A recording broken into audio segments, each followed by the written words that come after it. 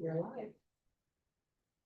So welcome everyone to the first of two budget consultation sessions for School District 58. I want to start by recognizing our Incohaven and Silk communities as well as our Métis community. And really good news today for us in that regard is we've received a grant of some $50,000 to do a dual credit program at MSS in terms of educational programs that will link into NVIT. So good to see that happening in the Valley as well. I'm going to turn it over to Mark, who's our Secretary Treasurer, who will walk you through for those of you who are online listening tonight, to the first of two budget presentations. The second one will be tomorrow night down in Princeton. So over to you, sir. Okay, thank you. Are we good with the presentation? Okay. Well, thank you for all those who are attending. As our chair of the board just mentioned, this is the first of two budget consultations that we have with the public.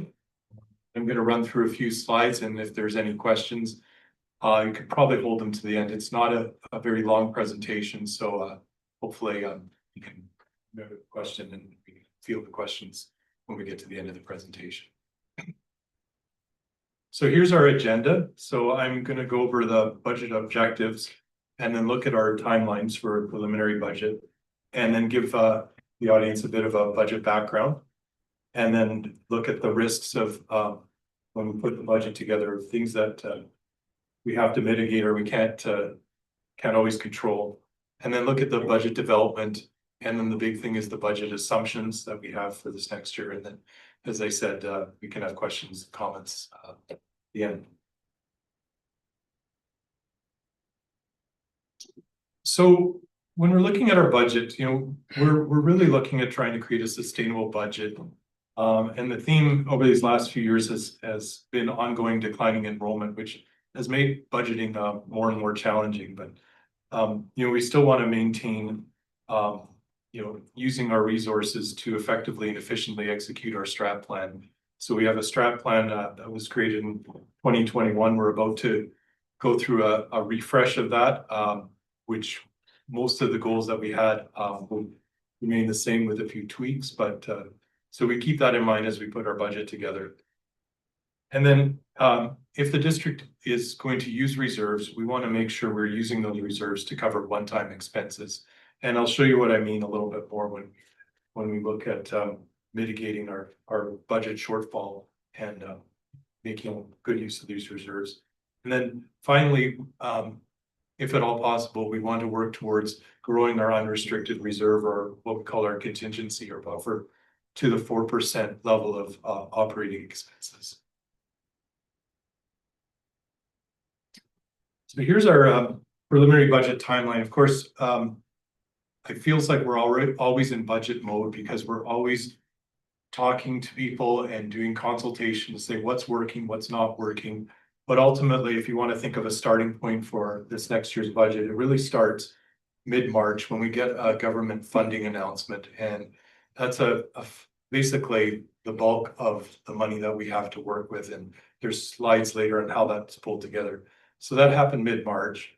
And then at the end of March, we pulled together a budget working committee, which consisted primarily of board office staff and senior administration and trustees, to look at the funding and the projected enrollment and what we could do with that to present a balanced budget.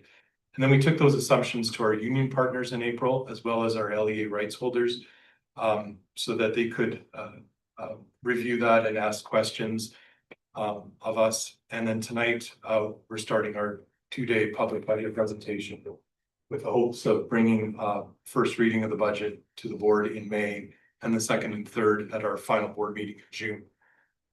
As you see, the budget is due at the ministry at the end of June, so timeline will dictate that. So just first of all, as a budget background, and so we'll look at what is the district's budget. There's multiple funds that we have to review when we talk about the district budget. And then we'll look at where do we get our funding, and then how do we allocate or use that funding. So when we talk about the district budget, it actually consists of three distinct funds: our operating budget, our capital budget, and our special purpose budget or funds. And the one that gets the most attention, or the one that we want to really hone in on, is the operating budget, because that really drives day-to-day operations, the instruction, the administration, the maintenance, and transportation. And it's the one we really have full discretion over and how we use the revenue that comes in.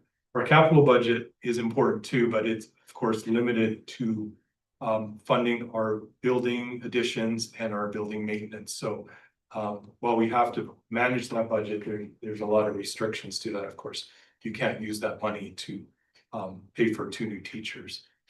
And then again, special purpose funds again is more of a restricted fund.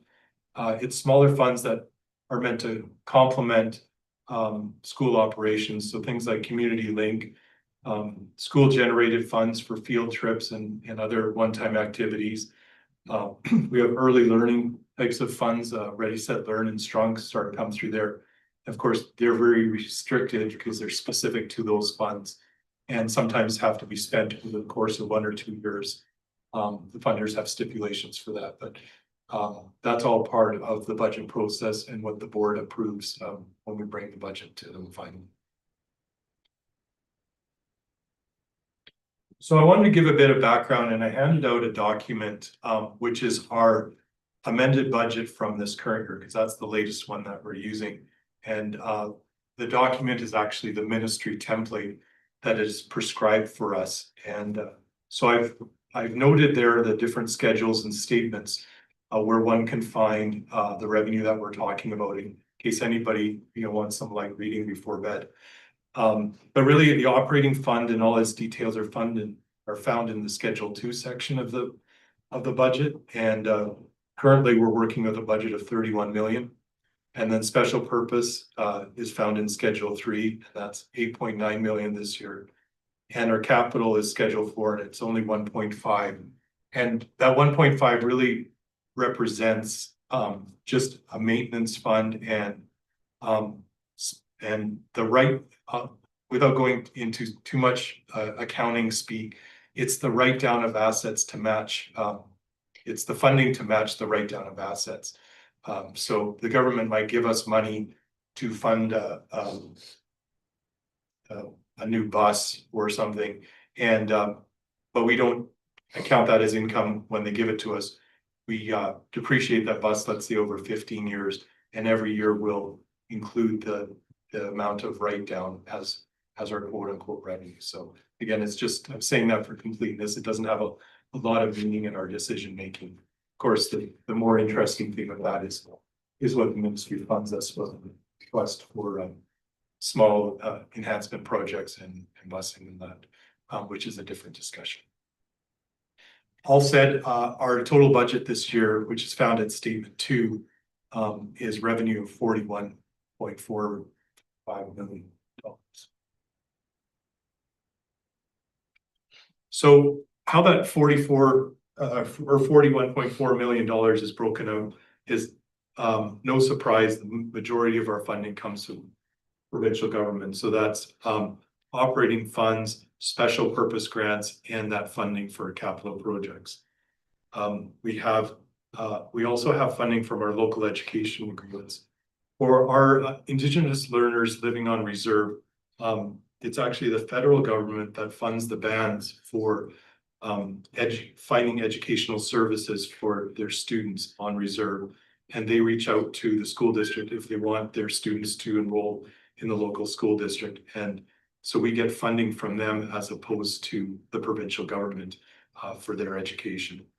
And then another interesting one is this amortization of DCR. It's kind of accounting speak. It stands for deferred capital revenue, and that's just what I was saying, how the revenue matches the write down of assets. And of course, the investment income and rental income are there, but you can see they make up such a small portion of our budget. If anybody's thinking that we're going to, be able to put ourselves in surplus or make a lot of money off those two revenue streams, where unfortunately that's not our line of business, and where we can't really grow those to a significant extent. And other revenue is things like school generated funds, the funds that schools might collect for field trips or sports or things like that. So it's more of just a miscellaneous category. So really what we want to start with is talking about our operating grant, or this is what we call the block funding, because it's something we get every year and it's based on the submission of our enrollment.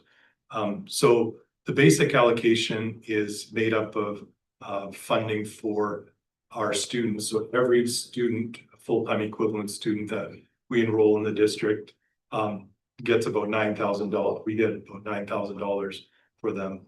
And then for our online students, if they're taking the equivalent of about 8 courses, we get another 7,200 for those students. And so that makes up 66% of this block funding. Then we have unique student needs, and sometimes this is referred to as supplementary funding, because already all our students, no matter who they are, if they're Indigenous learners, if they're students with designations or diverse abilities, they all are entitled to, we're all entitled to that $9,000 grant. So above and beyond that, there is funding for Indigenous learners, sometimes referred to as targeted funding.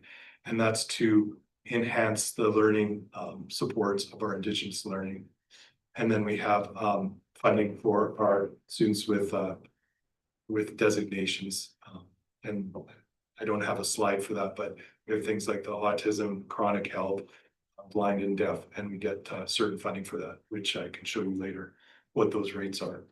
And then the unique district factors are basically a ministry formula for the geographical location we live in BC. So we might get more because our district is a little bit longer in size with spanning Merritt and Princeton. Climate might play a factor into there, but this year they gave us 4.3 million, or 15% of the overall block. On top of that, we get another 1.7 million for operating revenue. And other government grants are basically the government's way of giving us special grants that fall outside of the block funding that they don't want to roll into block funding. So some years we get a labor settlement fund when we have collective agreement increases that can't be part of the block funding for whatever reason. We've had things like a transportation fund and pay equity, things like that. So this year we have budgeted 1.2 for that. Of course, then we have the investment income of 149,000, rentals of about 258. And then the other revenue is just a catch-all for miscellaneous grants that we may get. One, for example, is a Healthy Schools grant. So it's just a catch-all for these things that come up without, sometimes without notice, but it usually hovers around about 150,000. So now that we know where our funding comes from, how do we allocate our funding? So again, if you're following the ministry document, the details of this are found in Schedule 2C. And so it's on the expense side. So we have operating revenue of 31 million this year. And we've allocated 22.6 million to instruction, and you see the different categories of spending there. Of course, the teachers and principals, vice principals, and EAs form the bulk of that spending. And then next we have operations and transportation, where we spend close to $5.5 million. Again, you see the breakdown on the left. And then finally, we have district administration at 2.5 million, again, with the breakdown on the left. So that would include most of the board office staff and trustees, and things like compliance, audit, legal fees. There's quite a bit of compliance, if you can believe, just the nature of running school districts in this day and age. Sorry, just before we move on, I just want to point back up to the top right. So those total expenditures, if you add those three numbers, total 30.6 million, which would leave a residual of 401 of the operating revenue. So there's a few more steps we have to take in our budget as we have allocated this money out. So next we look at whether any of our restricted funds cover some of our expenses. So We have cases where our targeted fund, which can only, by the nature of its name, can only be used for supplementing the work of for our Indigenous learners. If there's a carry forward and we want to bring it in and cover this next year's expenses, that would be an example of adding some more funding to our budget. We've had situations where we're doing one-off initiatives, numeracy and literacy initiatives, where we're buying a certain piece of software that teachers might find useful. And so we've restricted funds to buy that in a future year, and now we might be taking advantage of that. So this year we added 297,000 of restricted funds to our budget. So these are planned things. These weren't to cover a shortfall or anything. This was a deliberate spend of these restricted funds. Next, we look at local capital purchases. So this is capital that the ministry will not fund outright. They do fund buses for us. They do fund upgrades in a lot of our schools. We're getting some science rooms upgraded right now at MSS. But things like our maintenance vehicles, the laptops for students and teachers, things like that need to be refreshed every once in a while. And to build a good budget, we need to be planning for this in our operating funds, because there's no other source of funding for this. So on an ongoing basis, we should be looking at a replacement or a refreshment, or some people call it an evergreen schedule, to replace these things. And so this year we've put close to $600,000 into our local capital purchases. So finally we get to the bottom line, which in an education setting we would call excess of revenue over expenses, and it's just under $100,000, which for a $40 million a budget is effectively break even, because with so many uncertainties and unknowns, we could have a few teachers go on leave and have to cover their replacements at the same time, and that could eat up that $100,000 very quickly. So and we also have a legislative requirement to present a balanced budget. So balanced budget meaning zero or positive, you can't show a negative. So this gets us using all our resources, putting money back into the classroom, putting money back into the district, and leaving just that small cushion for the what ifs. So as I was talking about just now, like what ifs, you know, we're very mindful of budget risks, and I've listed a number there that can come up from time to time, depending on what's happening in the world. But right now, of course, we're focused on enrollment and whether that's going to hold government funding, whether they're going to keep up with the cost of doing business, and tied to that is inflation. You know, with things happening in the world now, we thought inflation was coming down after the pandemic, and there's worries that it might turn upwards again with some of the uncertainty that we're seeing out there. So let's talk about how do we develop the budget. So as I alluded to earlier in the timeline, we put together a budget working group consisting of finance committee trustees, school-based administrators, and senior board office staff. And the trustees and administrators span both Merritt and Princeton, so we had input from both. And last year, this group had quite a bit of heavy lifting, because there was a big task ahead of them to find quite a bit of savings. And they did lots of consultation with staff and the public to come up with recommendations.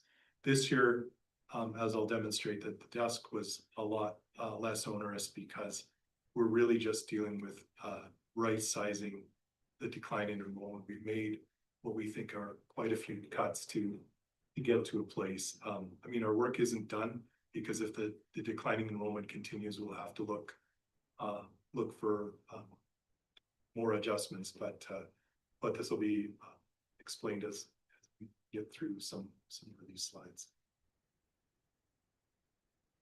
So with the budget working group in place, the first thing you know to do is to be mindful of our strat plan, and that includes our three strat plan goals of meaning and purpose, appreciation, respect, and connection.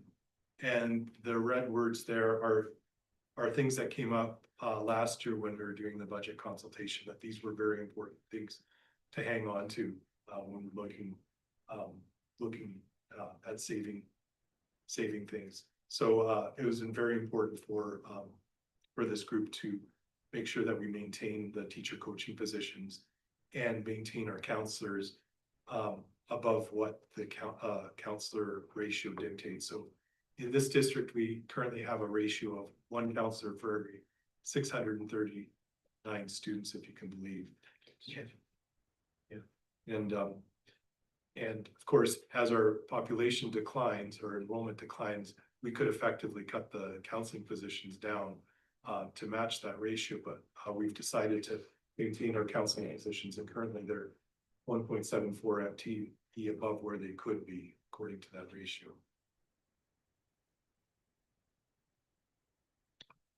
So when we look at our budget assumptions, really you have to start with enrollment because that drives the rest of the budget. Because if students aren't here, then what are we doing? And that's the reason we're here.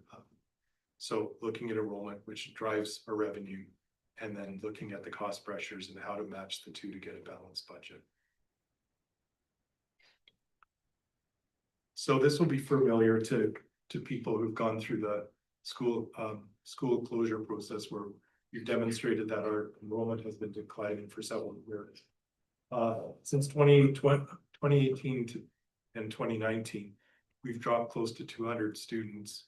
The majority of this drop has really happened in the past 4 years, because even in 21, 22, we still had 19, 29 students.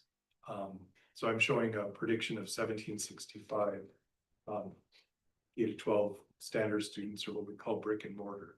So they're not including our online students. And then we started projecting out to 27, 28 of a further drop.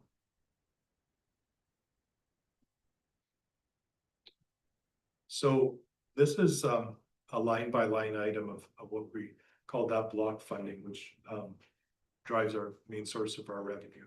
And these are the rates I was referring to. So what we call our standard students are basically all the students enrolled in the district are entitled to funding of just over $9,000. So with our drop in enrollment prediction for next year, we're expecting a drop of 55 of those students. And then with our distance learning, a further drop of 84 students. Now, I didn't have a slide for this, but if you followed our distance learning enrollment the last few years, you'll see that it's growing. But distance learning is a very, I would say it's on the riskier side, because most of these students are from other districts, or what they call their sort of home district, and so they'll enroll with us, but they could go anywhere. And those districts themselves, if they're seeing a budget shortfall, they might find strategic ways to keep those students in their district and keep this money in their district. So we're trying to be conservative next year and pull that enrollment down out of the gate. And if we're so blessed with further enrollment, that'll be a nice problem to have. Then that's the further supplementary funding for our English language learners, our Indigenous learners, and our students with designations. You can see at the level 2 students, we have a number of students leaving our system this year, so we expect to drop 12 students in the funding that's associated with that. So how that translates when you do the multiplication for those different line items, we're expecting to lose about 500,000 out of our budget with our standard students, another 610 for our online students, and about 274 for the other groups, largely our special ed designation students. And I made a note at the bottom there for those curious with the special ed funding.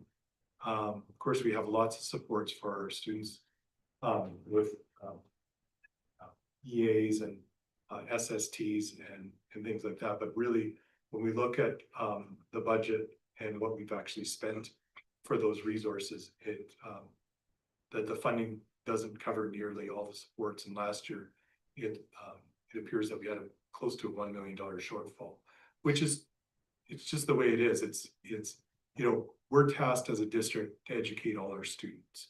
You know, whether they're, you know, students with diverse abilities, or Indigenous learners, or online learners, and we have to find resources and supports. And whether that comes up with a supplementary funding or a block funding, we do the task at hand.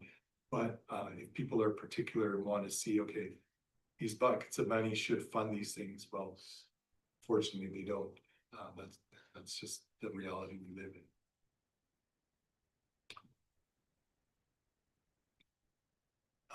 So further cost pressures that come into play, so additional expenses that we see for next year's, we put in an overall increase of a 2% inflation rate for supplies and services, which adds another $100,000 to our budget. And then on top of that, our teachers move up what's called a salary grid, and in their first 10 years of teaching experience, they move up grid levels more than the cost of living or the general wage increase. So we're on the hook for that. That's not necessarily funded explicitly. So we're budgeting $112,000 for those salary increments. And then our Sky summer teachers, we're increasing the budget by about $70,000. And that's to make sure that the summer program runs efficiently. So this is adding more markers to the system and more admin support. Last year we had good experience, but we got some feedback that we need some more support to make it efficient. Applying the marking model is an efficient way to get those students through. It doesn't burden the teachers as much. So I alluded to this before when I talked about the use of reserves, and this is just more of a guideline of how the district has dealt with responding to the decline in enrollment over the last number of years. I think in some years ago, the district had healthy reserves, and there was the sense that the district could use those reserves to maintain the level of service, even though the revenue to supplement the revenue that was starting to decline. So that worked for a number of years, but obviously these reserves are a finite sum, and you can imagine that that's not sustainable, and you're going to eventually run out of those. So then we had to move to what happened last year, where we reduced a number of core and supportive services and went through the hard task of finding savings that way. And then moving to this year, one of those recommended mitigating strategies was to look at the possibility of closing a school or consolidating enrollment. And as everybody knows, we went through 16 consultations this year, and then the board finally decided to do the closure at the March board meeting. And then beyond that, we're hoping, at least for this budget period, that the next steps are just to adjust the enrolling staff to align with what we see as student decline. So not a lot of additional cuts throughout the district, other than, okay, if we have 27 less kids, then obviously you're not going to need a teacher for that classroom. So that sort of example. So this is just a reminder of a number of the mitigation strategies we went through last year. We were aiming, I believe, for a total of a $1.5 million savings. And so these were cuts and strategies all over the district. So within the classroom, to the board office, around maintenance and transportation. So quite a few cuts. So we're not at that point this year, as you'll see. Go through the last few slides. So as an example, the first thing we looked at this year was our school closure. And when we're looking at our budget with the staff reductions and then the savings on supplies and utilities, we're anticipating to save $487,000. And this is ongoing savings. This is not a one-time saving. So everything we're doing here is ongoing adjustments. So it's ongoing revenue or ongoing expenses unless otherwise identified, like those use of restricted funds. So just in case people have any questions. You know, this is not a one-time thing. This is ongoing. So beyond that, as I was saying, we're focusing on reducing enrolling staff to match the drop in students. So what this would look like for this year is potentially a drop of 6 full-time equivalent EAs, 4 full-time equivalent enrolling teachers, and then a reduction in SCIDES teachers, which is something we do every year, is pull back temporary time because our SCIDES enrollment ebbs and flows, and students can continuously enroll throughout the year.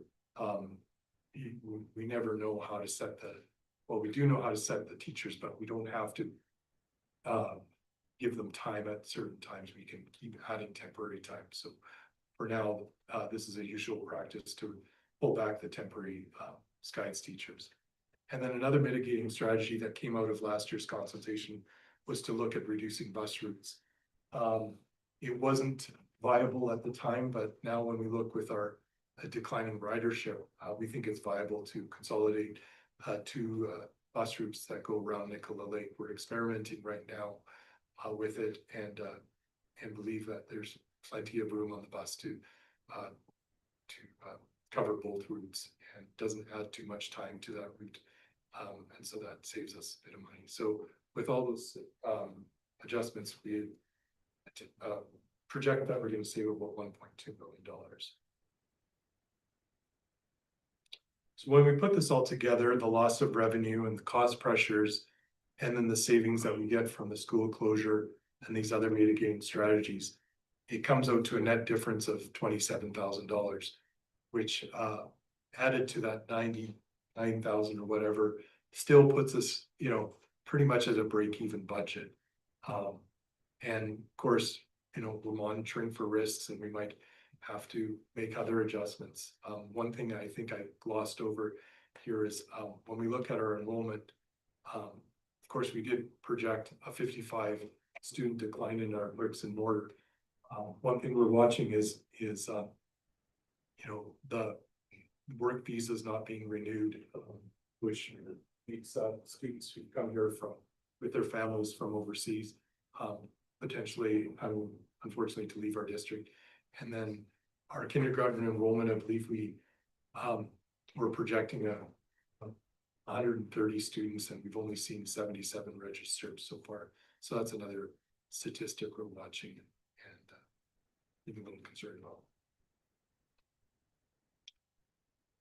And that's about all I have. Open for any questions. Do you have any questions online that you're seeing?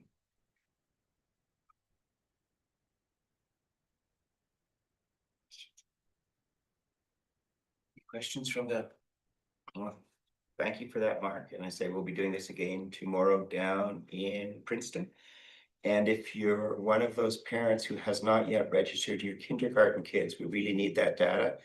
If you take the 77 that are only currently registered against the estimate we have, that's another $250,000 if those students don't show up, that we have to find some mitigating strategies for. So again, if you haven't registered your kids yet, now is a good time to reach out to your local catchment school and register those kids for September. And with that, thank you everyone, and we'll call it a night.